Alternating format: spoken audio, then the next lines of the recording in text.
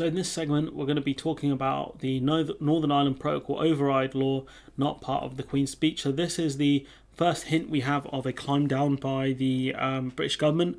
I think Phil covered this yesterday, the 5th of May. I'm going to try and get this one out on the 7th, depending on how things look. So a specific piece of legislation relating to the Northern Ireland Protocol will not be in the Queen's speech, a government source has said. Now, we mentioned this previously, which was that the government were looking at suspending very specific parts of the Northern Ireland Protocol in British law, Part 7A, some nonsense, in order to not make the changes illegal under British law, because the Northern Ireland Protocol is part of British law as well. So they were trying to bypass specific parts of the protocol in order to stop certain checks happening in the Irish Sea, whilst they would be in breach of international law. Somehow they would not be in breach of British law. It's very weird and convoluted. That's what happens when you have Braverman advising you by the looks of things. Senior sources previously told the BBC there would be a bill allowing ministers to override post-Brexit border arrangements. Now, they leaked this to the press. Even Lord Frost kind of looks like he supports this, but even the DUP see through this, which is this is nonsense. The Queen's speech is on the 10th of May. It will allow the government to set out what laws it wants to pass.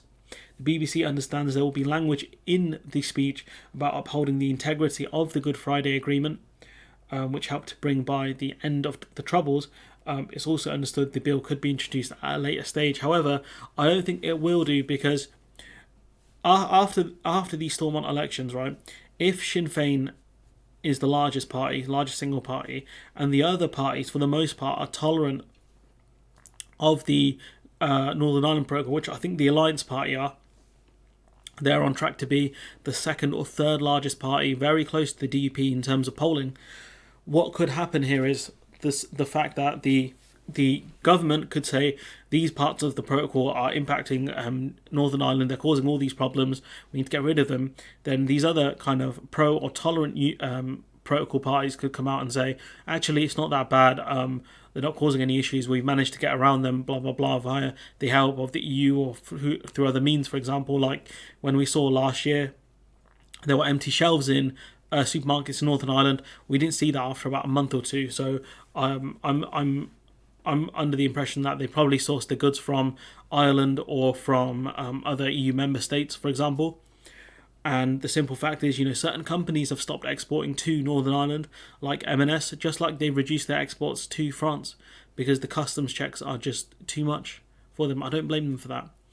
But yeah, they've taken this out of the Queen's speech because they're a bunch of cowards, let's be honest here. They're a bunch of cowards who are too scared to do this, because they know the consequences.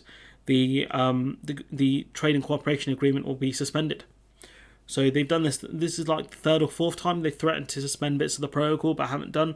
And they've once again made a mockery of the DUP. But anyways, look, I'm going to leave it there. Let me know what you think in the comments below. Like, comment, share, subscribe. Support the channel on Patreon if you can. Nice little quick one for you guys. Article came out on the 5th of May. So yeah. Catch you guys next time.